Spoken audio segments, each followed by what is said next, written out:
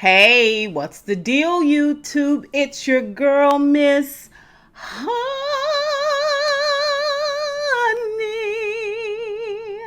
Welcome back to the channel. Welcome back. Welcome back to the channel. Welcome back. I rock rough and tough with my Afro puffs. I rock rough and tough with my Afro puffs.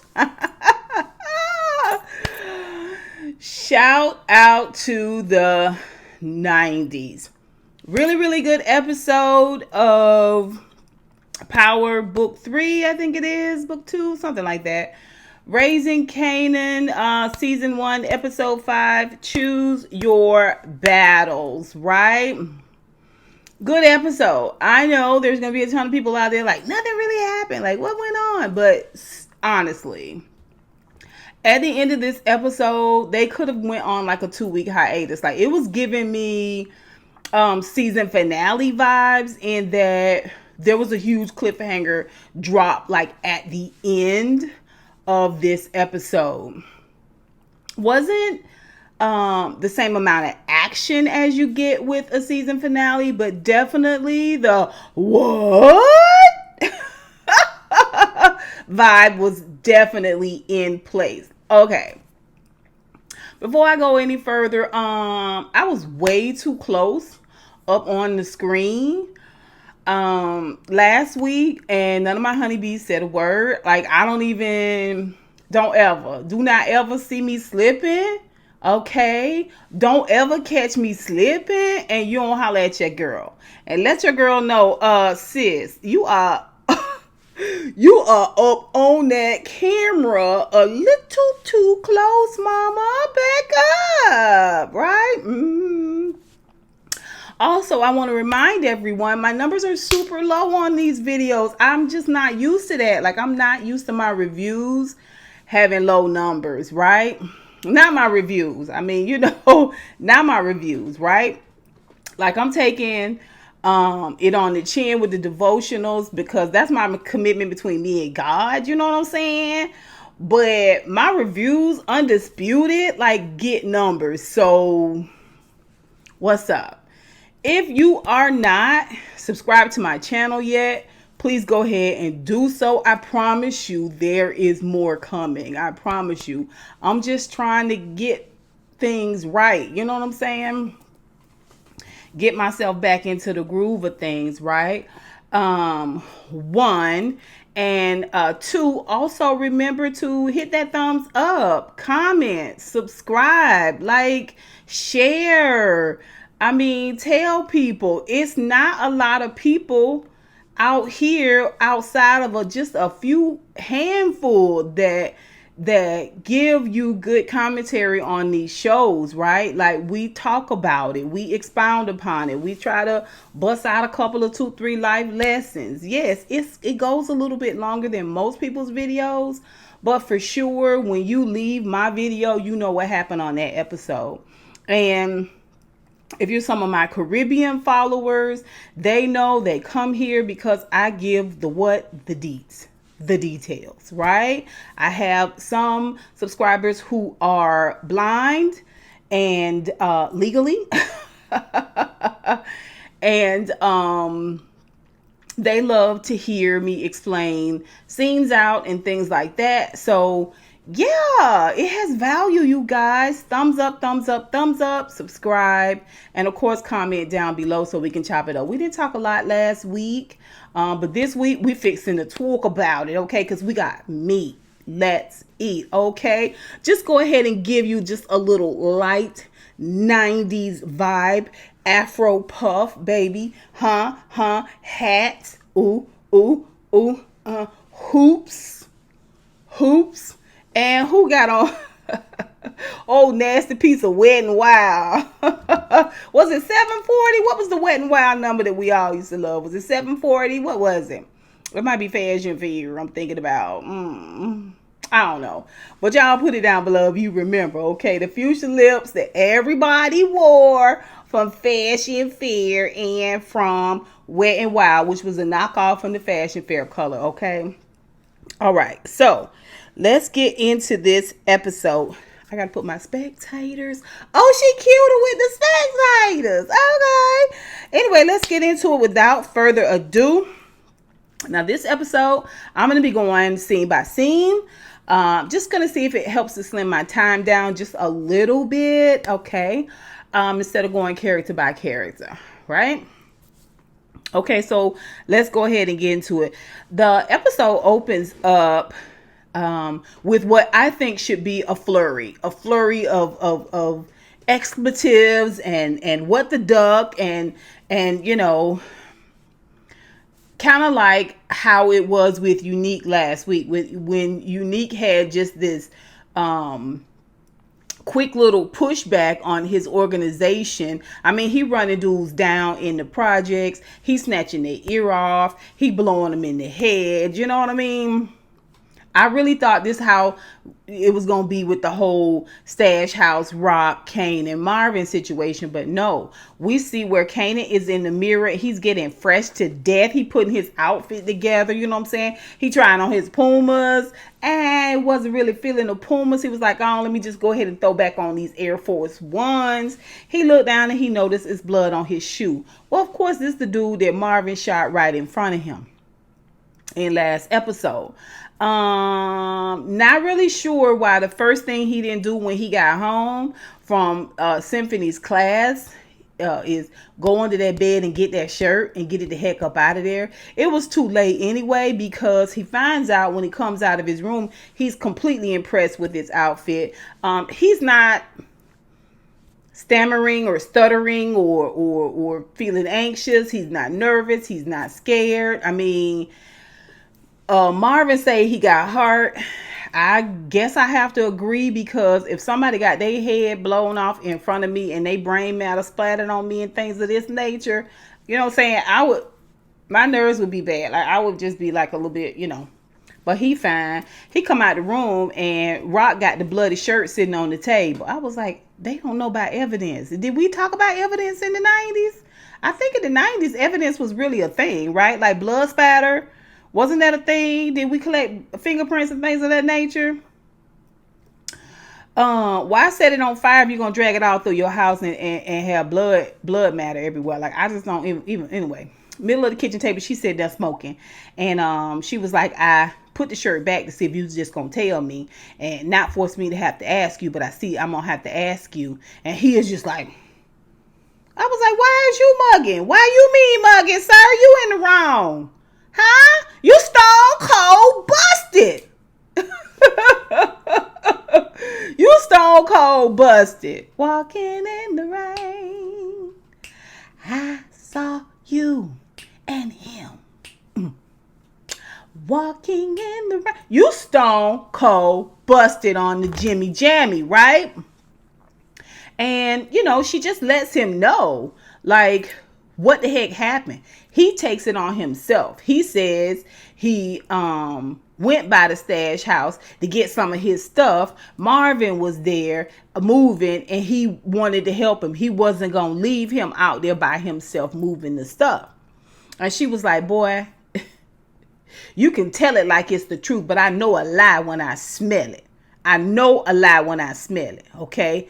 I know that you lying to me, but I'm going to let it slide because I don't have the time, nor do I have the energy. So then we see where Detective Howard is investigating the crime scene at the Stash House. Now, it's completely cleaned up, like ain't no stash there, right? They vacated the place, but the neighbors called in about a car crash. And he looks around, you know what I'm saying, doing like half detective work.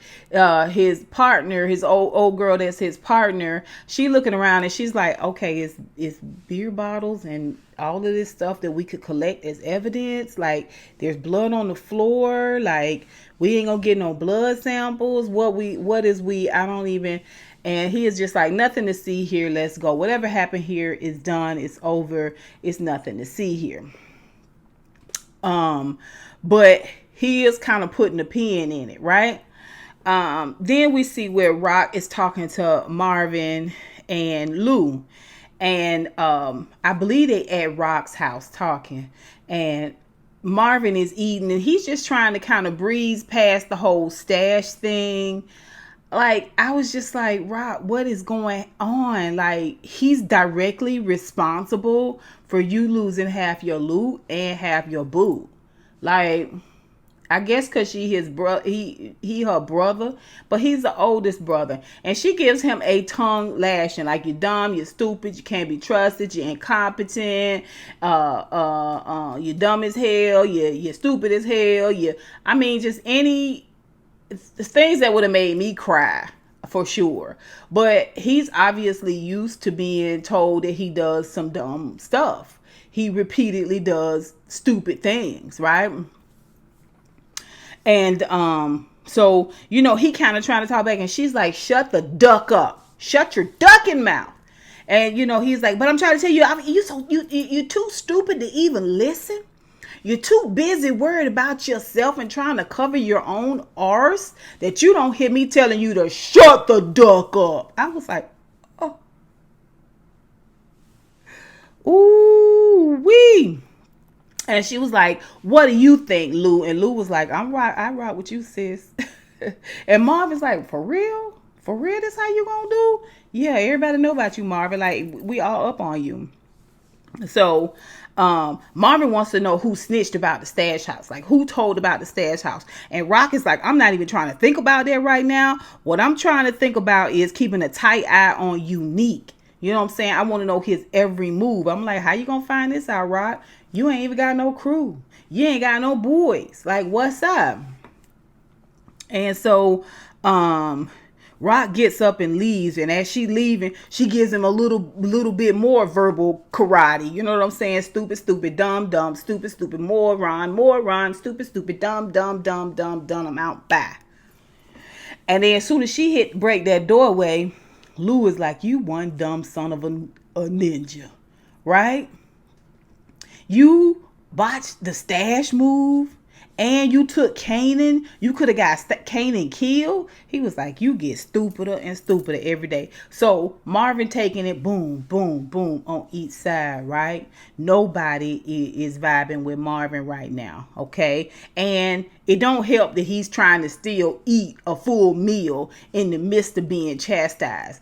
I don't know why Rock didn't flip that table over. I don't know why she knocked that plate out his hand. I mean, I just don't understand why at this point she isn't being more aggressive. I get it. She's a woman. I also get that what Unique said to her, like episode 2 or 3 or so, 2 maybe, about her being weaker as a female in this game. It's apparent. Now, I'm sure there have been much harder queen pins. I almost called the Cuban lady. Zelda. I can't remember. Y'all put it down below. They say she wasn't no joke, baby. They say she wasn't no joke. She was out here clipping babies' fingers off and stuff. They say she wasn't no joke, okay? But for whatever reason, Rock is just, she prefers to move a little bit differently. So then we see where Kanan is in class with symphony classes over, and as 50 Cent talking, he is kind of narrating a little bit. But Kanan likes the class. He's cool with symphony. And he's enjoying himself. Symphony continues to try to ingratiate himself to Kanan. You know what I'm saying? You're smart. You know a lot, you know what I'm saying? You're a good student. You got a good head on your shoulder, that type of thing. And Kanan is returning it. The class isn't bad. You're a good teacher. I'm enjoying myself. So he's got this like wooden model of the Brooklyn Bridge. And what I thought was a great conversation was how now Kanan and 50 Cent is narrating, and he is saying, here this ninja go again, always teaching, right? I kind of feel like that about myself a little bit too. Like, I always throw in facts, what I call useless facts. So I enjoy that, and it turns out Kanan, as a young person, enjoyed it too. Well, he tells me the story about why the bridge was built in the first place. It was built by Caucasians to avoid the hood. They got tired of driving down the road through the hood to get to the airport and get to the city. And so they built this whole bridge so they could go over it. The only thing they still come down into the hood for is gas. That's why, at this particular gas station, you always see a bunch of white people, because they trying to get that tank fueled up before they head on back to their part of town, or they head on into the city. So I thought it was an interesting point. Also, he gave Kanan his telephone number. You need anything, if you ever need anything, you need to talk or whatever, don't matter what it is, give me a call. And Kanan's like, cool. Then Kanan says, you really like my mom, huh? And he was like, yeah, I do. So Kanan was like, cool. That's fine. That's fine. I'm going to go ahead and give you a thumbs up on that. All right. So then we see where Lou and Marvin have harsh words outside of Rock's house, right? They left the kitchen table. Now they outside, and Lou is once again verbally chastising Marvin about his stupid moves, his perpetual stupidity, right? And Marvin decides he's gonna lash out at Lou and tell Lou that he think he Quincy Jones. Yeah, you think I don't know about this side thing that you want to do? You thinking you all about music and into music and everything, right? You think I don't know? You think I don't know you a wannabe? And Lou, of course, gets upset and then gives us a tidbit. He said, oh, okay, same dude with the baby mom, an old dude from New York City, screwed, and then passed around to all his lieutenants. And this sets Marvin off. Marvin goes at him with the fist, right? And they are fighting. Listen, Marvin won. Just for a split second, I was looking at Lou like, Lou. I changed my mind. Lou might be the heavy with the gun. He might be brains, right?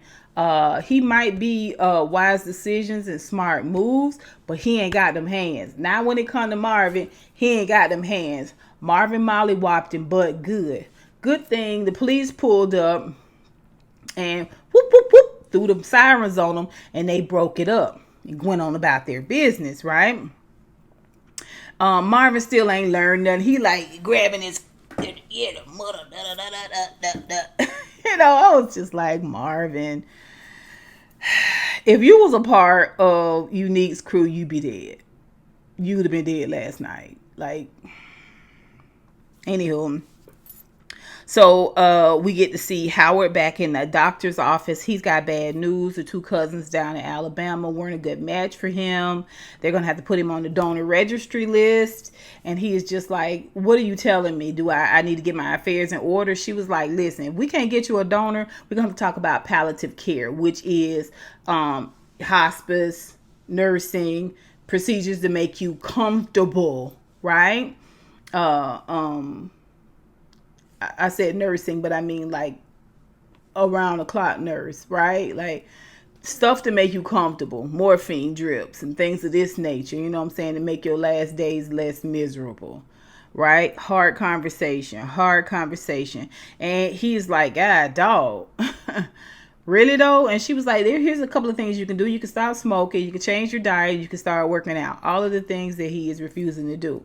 He about to light up in the doctor's office till she told him he can't smoke in here. He goes outside, thinks it all over, and lights up another cigarette, right? Okay, so then we see where Kanan, Famous, and Jukebox are in the bodega. And Fame is definitely proving himself to be a liability. He talked too much. He talked too loud. He don't know social cues like when to shut up, like this is inappropriate, lower your voice, that type of thing. He don't read body language, none of that. I mean, these are young kids. And Kanan, to me, what Rock started to teach him in this episode, she could have proceeded that with a conversation about watching your mouth. We have yet to see her sit down and talk to Kanan about the importance of not letting your left hand know what your right hand is doing. Stay up on top of your what you tell people. Even the slightest thing, people can build upon that and find out what your next move is, right? Like, he talked too much. And Famous is gonna end up getting killed if he not careful, because they get to talking about the, Jukebox was like, you know who no, Famous like was like, your mom's place was hit, you know who did it. And Kanan is like, I got a good idea. And Jukebox is like, oh really? And he was like, yeah, what you think? And she was like, yeah, I've been thinking about it, and you may not want to hear this, but it maybe it's your old girl. Old girl, Davina. God, no, you think Davina had your mama's stash house hit? Told somebody that where your mama's stash house was? Now the bodega wife, even though she is beaten and dejected, okay, she writing and looking like she ain't paying attention, but she ear hustling. She ear hustling, right? Okay, so he was like, dang, you think Davina did that? This is what Famous said, and it kind of sets Kanan off. So he goes outside the store, and Jukebox runs up and he's like, man, don't be mad. I'm just telling you, think about it. Not only is she familiar with Unique, right? Like, she was Buck's girl. And he was like, I didn't invite her in the house, Jukebox. She didn't come inside. I'm like, you're such a child. She ain't got to come inside to know. Looking at this dilapidated building, it don't even have no walls inside, right? She know that it's something going on, and she know what your mama do. She know what your mama known for. You think she can't put two and two together? She is the daughter of a crackhead, a known crackhead. Slow. You can have book sense, you can have street sense, but baby, common sense. All sense ain't common. That's all I'm gonna say on that. So they have a real bad blow up. See, Jukebox done let them know she know what it takes to make a person feel good, and she knows what it's like to feel good. You know what I'm saying? She letting them know that she done got her cherry pop. Now, I got to thinking about it. Is your cherry pop if you don't lose your hymen? If your hymen ain't broke? But it's some people that don't have a hymen. So, is it your first orgasm? I don't know. Like, is she? I don't know. Y'all know what I'm saying. It was with a girl, so technically, has she lost her virginity? I don't know. Y'all tell me what you think. Put it down below. It is a honest question. It's an honest question, right? Like, me being heterosexual, I think of sex as actual penetration. I don't know. But okay. So he throws that back up in her face. I don't know what you've been doing and who you've been doing it with. Yada yada yada. And she's kind of ashamed for that. And she was like, listen, just think for a moment. It's a lot of stuff you don't know. It's a lot of secrets out here. I know more secrets than you'll ever know about what's going on with your family. He was like, oh no, there's a person who did this is Scrappy is the one who did this. All of a sudden he turned up sick. I said that, didn't I? But I thought it was going to be Marvin that framed Scrappy. Right? But it's actually Kanan that brings up Scrappy's name, and the fact that he was absent the day the stash got hit, and the fact that he was being sick, right? And so he was like, yeah, I know I'm gonna protect my family. That's what family do. And she was like, I'm part of your family too, and I know more secrets. I got more secrets, what I'm saying? I know more secrets than you do about what's really going on in this family. And he was like, yo, keep your mouth off my family. Right? I'm going to look out for my family. I'm going to do mine. You keep your mouth off my family and mind your business. And it hurts Jukebox feelings, right? Okay, it hurts her feelings because, I love you. We ride for each other. Like, I'm not trying to do this to hurt you, right? And so they part ways. She go on up the street. And he crossed the street and go the other way. Meanwhile, we see where Rock and Marvin are and the super in this possible apartment. Remember, she paid the super last week. to get her two apartments, one on top of each other, one on top of the other, excuse me. And so they standing in the apartment, and she looking out, and she can see the whole approach, everybody's approach from where she is. She's got a good vantage point in this apartment. Rock is like, yeah, this is a good spot. Now we just need to get the apartment underneath him. And he was like, this apartment is occupied, and the guy's got like 8 more months on his lease. The super is like, he's got 8 more months. I don't know how I'm going to get this guy out. And she was like, figure it out. At the same time, the guy walks into his own apartment. He wants to know why the super is there unannounced, and who are these people? Why are you guys in my spot? And Marvin's like, chill, it's not your spot anymore. And he was like, I beg to differ. It is my spot, and who gonna tell me otherwise? So then Marvin muscles him up. You know, body, head blow, till Rock calls him off.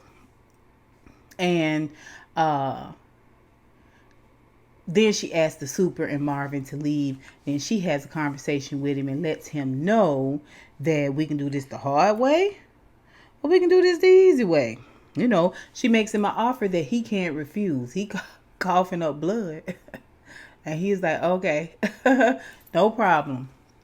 Right. Like that day, he starts bouncing. That day, he goes to get boxes to move out. Right. So, let's see. Then we see where Fame catches up to Jukebox walking, and she's mad, she's pissed off, and she's hurt. And he suggests to her that she come down to the studio with him and watch how he do it. You know, to take his mind off of it. You know, it's something she's excited about. Much to her, she brushes him off a little bit, but at the same time, thinking about it, she was like, yeah, cool. Okay, so that was a good moment. We see where back at the projects, Marvin and the super and Rock back into the apartment, and she tells Marvin he gotta help the dude move, and reminds the super that he's responsible for getting the people beneath this apartment out of there as well. Well, how am I gonna do it? She was like, look, I done paid you. If you want to continue to get paid and breathe, you make it happen, right? Tells Marvin he responsible for helping the dude move. And Marvin's like, I'll be god darn if I do it. And she looked at him like, oh, okay. So you gonna lose half my stash and half my cash, and you gonna tell me what you ain't gonna do? That's what her look said. And he was like, all right, but he better not say nothing to me. I was like, Marvin, you ain't gonna be happy till you get a couple of buckshots in the butt. Anyway, she lays out the plan. Her plan is, he thinks her and Kanan gonna live there. When y'all gonna move in? She was like, have you lost your goddamn mind? Are you crazy? I ain't living here. I ain't living in the projects. This gonna be our spot. And ain't nobody gonna be able to run up on us like they did at the stash house, like they could possibly do at the bodega. It's none of that.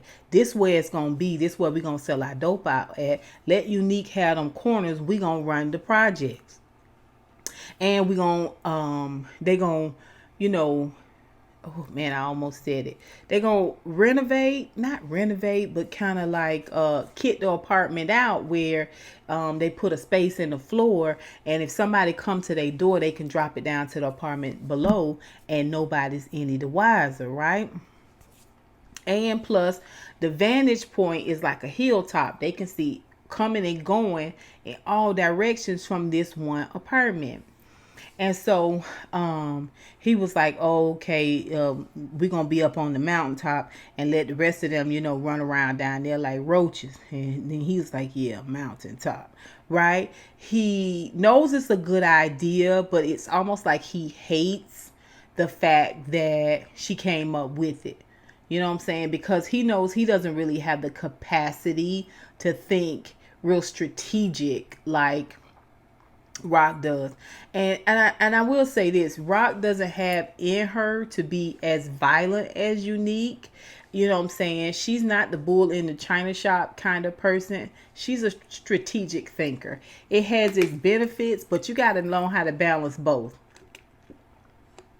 when you out here in these streets. Because Marvin should have at least had his kneecaps broke. I'm just saying.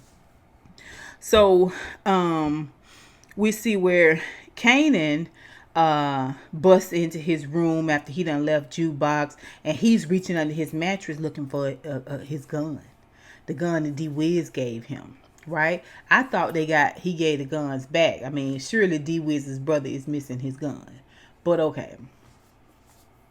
Or it might be the gun that Rock gave him. Maybe.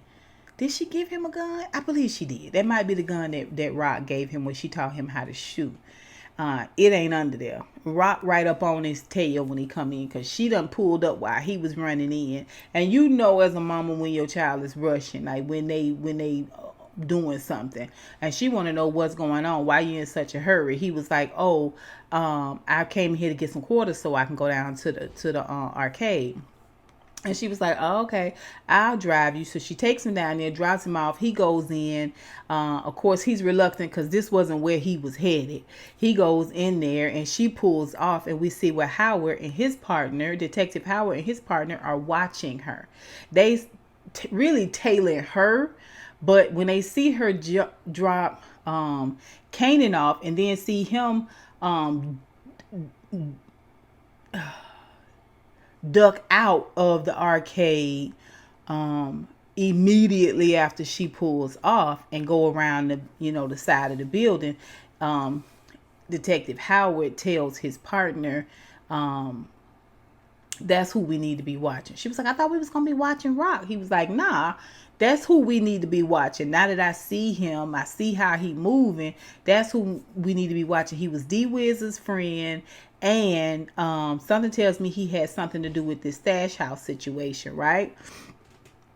So tells the story about how Kanan's dad was considered drug royalty, right? And therefore Kanan comes from drug royalty. Kanan's dad, I forget his first name, last name Stark. His name is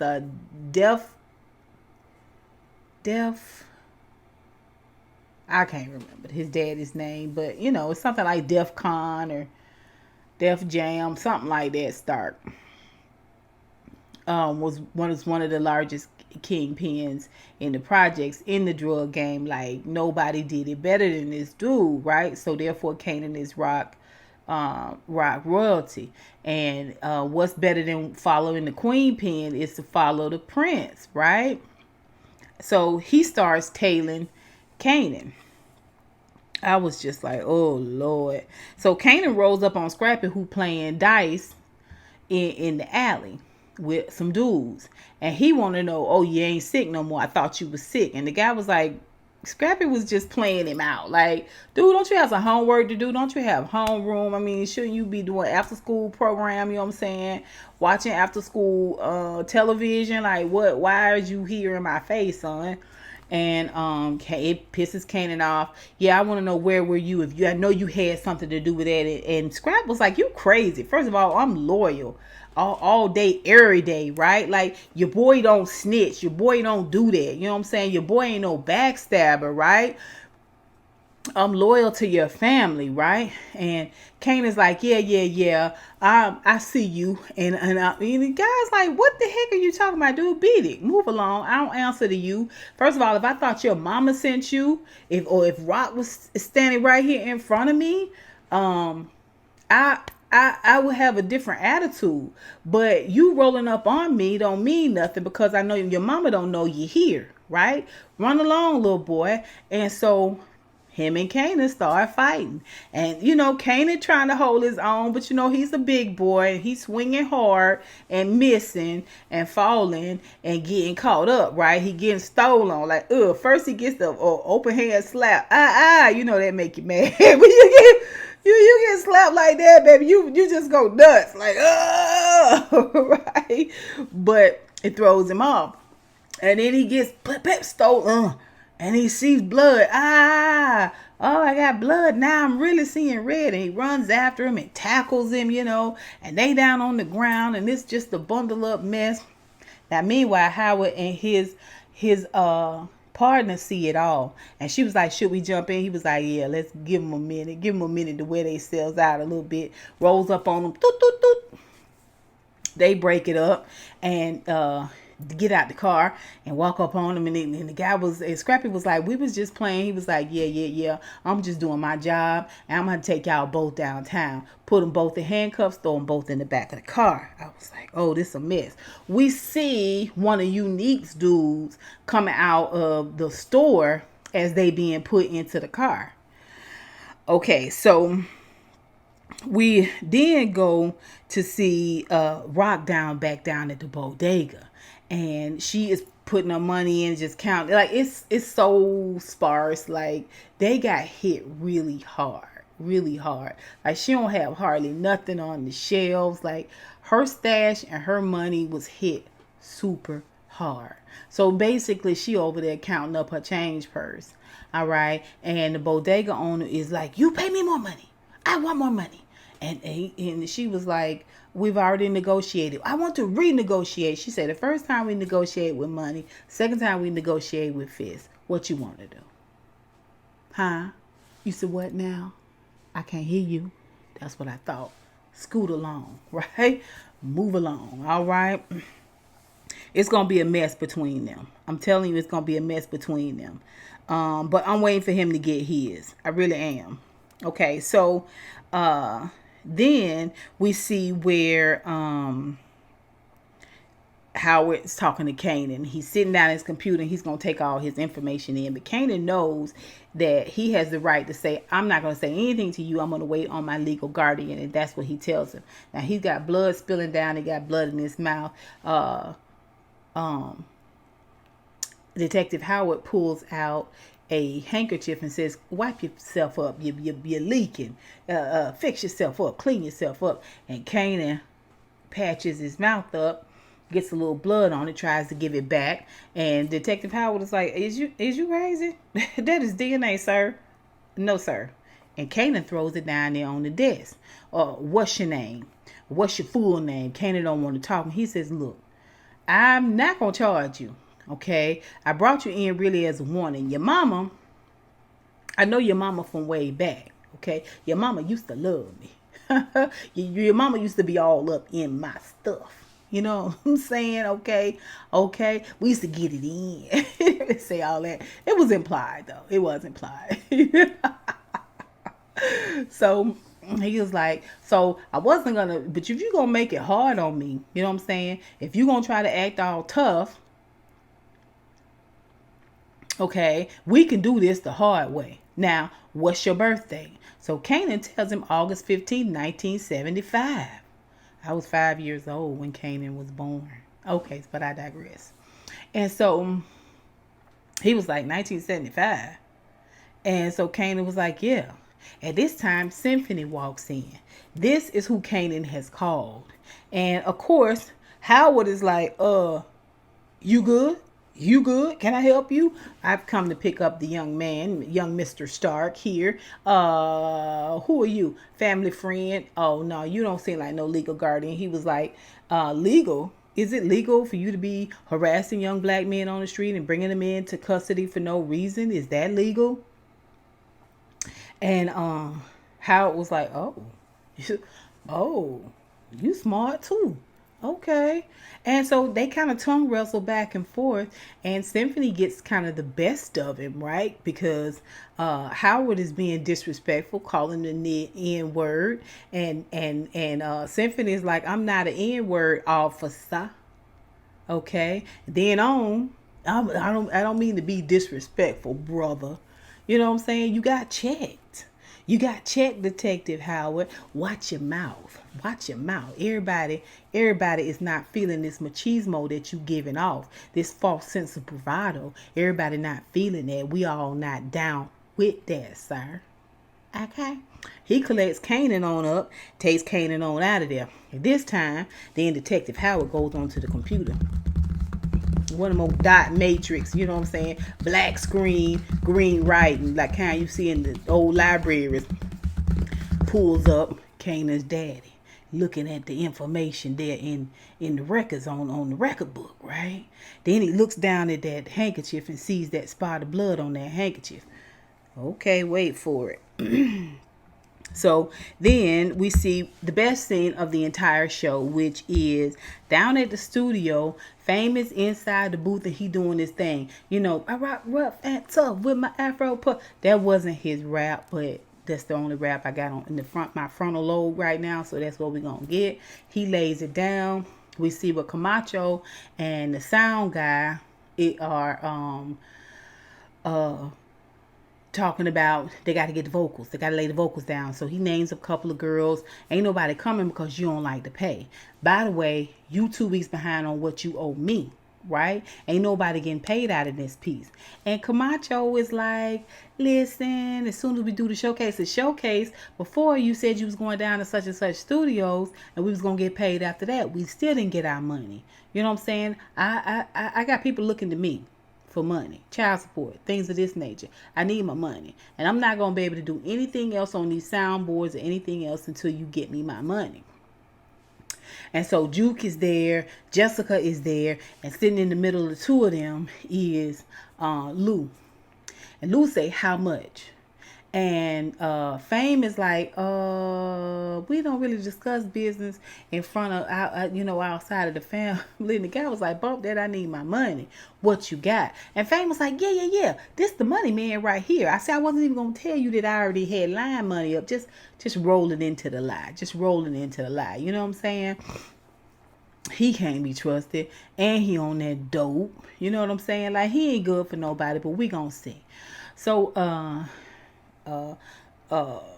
Lou stands up and he got, huge wad of money. The dude is like, $2,000. I'm owed $2,000. I need $2,000 to catch up on my payments. Lou throws the $2,000 at him. He says, but what about all the other people down the way? It's same in the same studio that work for you. They still haven't got paid. Like, how we gonna make this work if you're not gonna be regular? I get paid this. And Camacho is like, mind your business. Worry about yourself. And then Lou takes the rest of the wad and throws it over there at the dude like pay everybody else. But she sings the hook, pointing at Jukebox. And Jukebox is like, nah, I don't think I can do this. Lou goes and talks to her and is like, yeah, do it. Now, see, he fell out with Marvin. And now he sees his way in, and he's using Jukebox to do it. But he tells this really good story about Jukebox. He says she been singing. She been blowing since she 5 years old. Everybody around the corner used to give her quarters to sing their favorite songs. She knew all the words. She blowed it out, yada, yada, yada. Like, she's a beast in this thing. And that's why we call her Jukebox. I was like, oh, what a neat story, right? And she's just sitting there, but she's still not sure. She's like, nah, I can't do it. Nah, she's not sure. He goes over, he talks to her, and just kind of lifts her up and encourages, like, dude, this is you. This you, and down low, this me too. Like, let's do this, right? He doing it despite Marvin. He doing it to help her. Would he have done it if he wasn't pushed in that way to do it? If he and Marvin had not got into a fight? I don't know. It's irrelevant. This is a good move for both of them, in my opinion. So she goes in, blows the track out, and she's like, da da da da da da da da da, like sings it out. It was giving me kind of Lauryn Hill vibes. I really enjoyed that.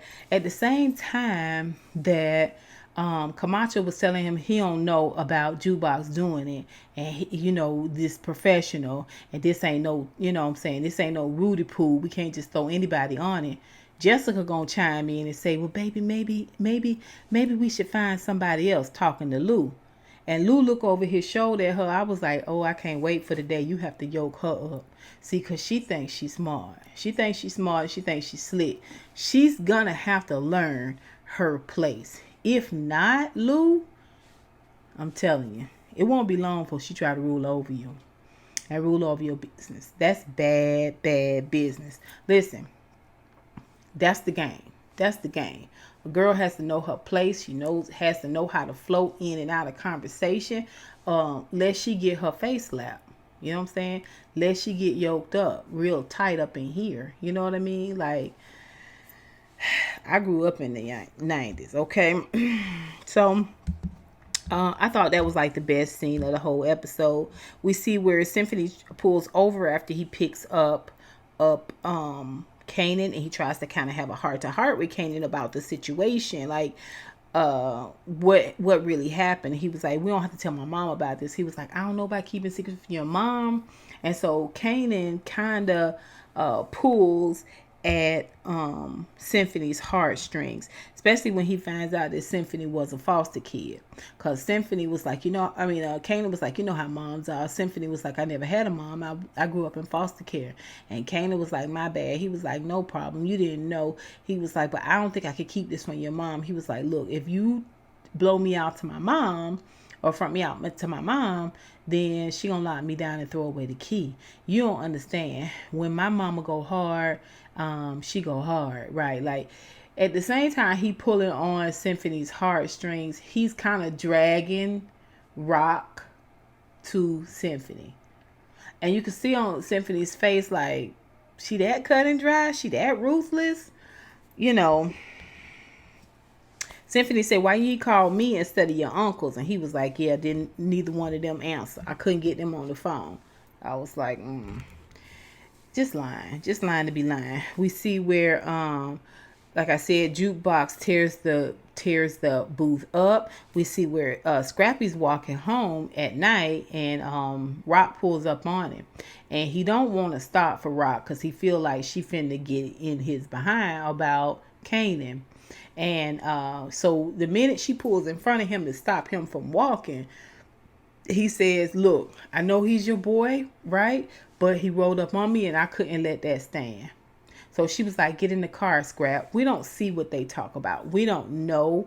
But I got a sneaky suspicion that Rock and Scrappy came up with a plan, and he is going to implement it later on in this episode. So then we see where Jukebox and Nicole making out at her house. She's playing the cut that her and Symphony just laid down, the track her and Symphony just laid down in the studio, and Nicole loves it. I mean, they are making out hot and heavy.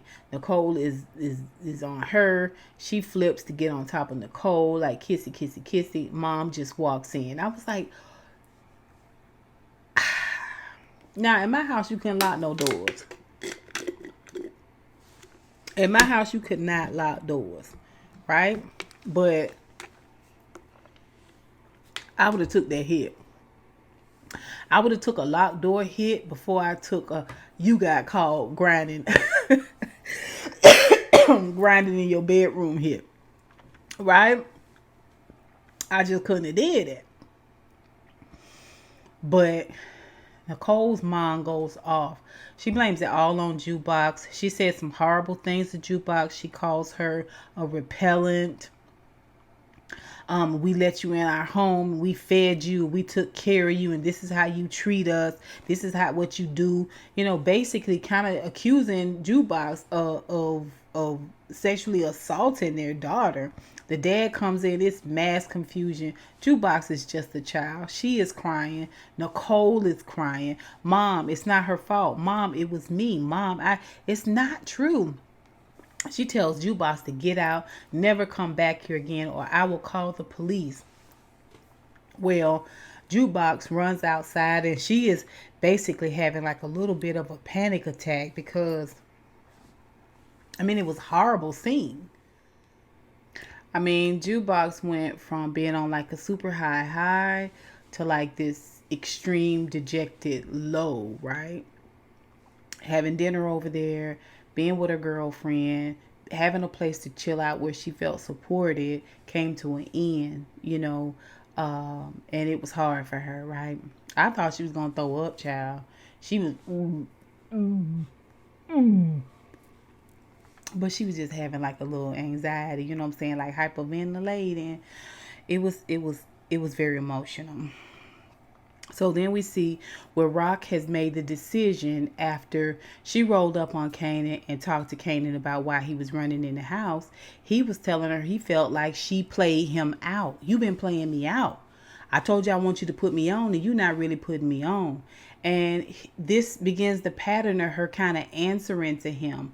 Like it's out of control at this point. It's nothing she can do about it at this point. Like he is determined, and if she doesn't really kind of try to take the reins and guide him, he's gonna be out here doing all kinds of stuff that's going to put her in jeopardy and him in jeopardy and the business in jeopardy. And she can't have that. He wants her to give him a corner. She said she ain't giving him a corner.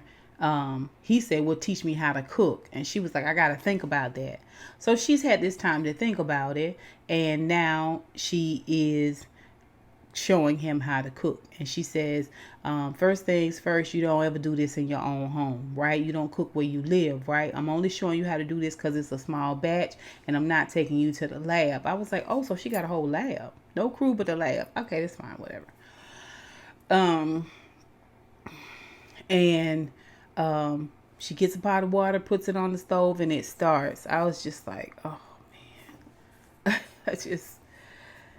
I don't know. I mean, she has a valid point when she tells him that she thought about if something happens to her. He said, but you promised would nothing ever happen to you. Again, little boy, a stupid child, okay, ignorant one. Your mama can't make them promises. And she tell him, we all know that's a promise I may not be able to keep. But in case something do happen to me, I need you to know how to fend for yourself. I need you to know how to stick and move and survive without me. And it is a very valid point. It is a very valid point. It's just weird to me that her choices is this drug game as opposed to going to school herself. She's a smart girl, you know. Is it the love of money? You know what I'm saying? The reason why you're not going into nursing or law or any of these things.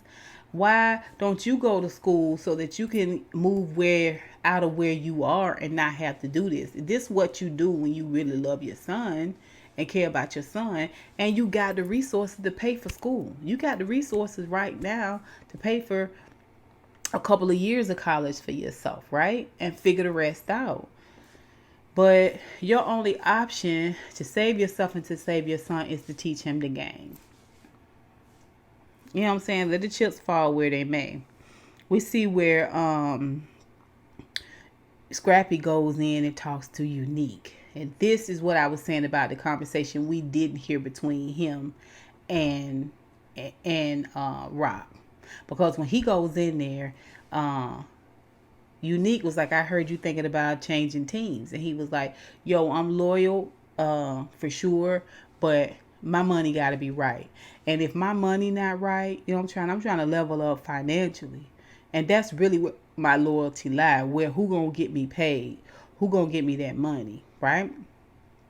And he was like, well, what about Rock? You've been loyal to Rock for a long time. He was like, man, Buck Rock. I'm next in line, and she moved this little ninja, meaning Kanan, up ahead of me. And that little ninja don't know nothing. You know what I'm saying? Buck her. She messing with my money now. Right? Buck her and buck Kanan. And Unique is like, okay. He was like, oh, if I get one of Rock's loyal soldiers, then that's going to put me like inside of her camp, what she been doing up to this point. And so he sees the benefit in it, and he decides to make a deal with Scrap. You know what I'm saying? They pound on it, right?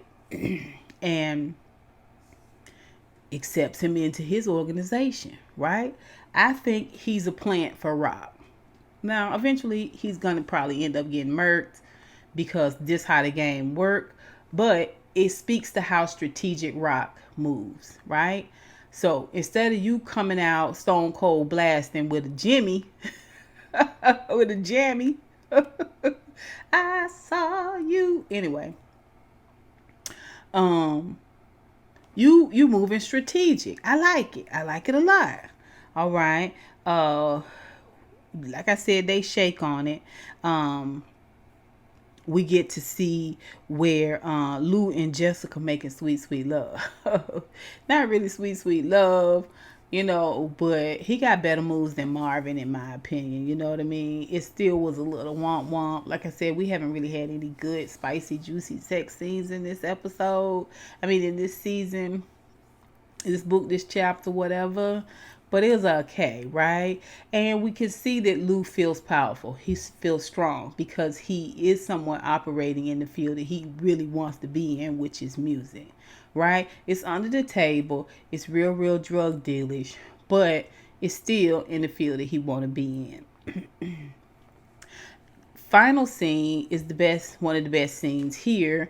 I won't say the best scene, but the most telling scene, right?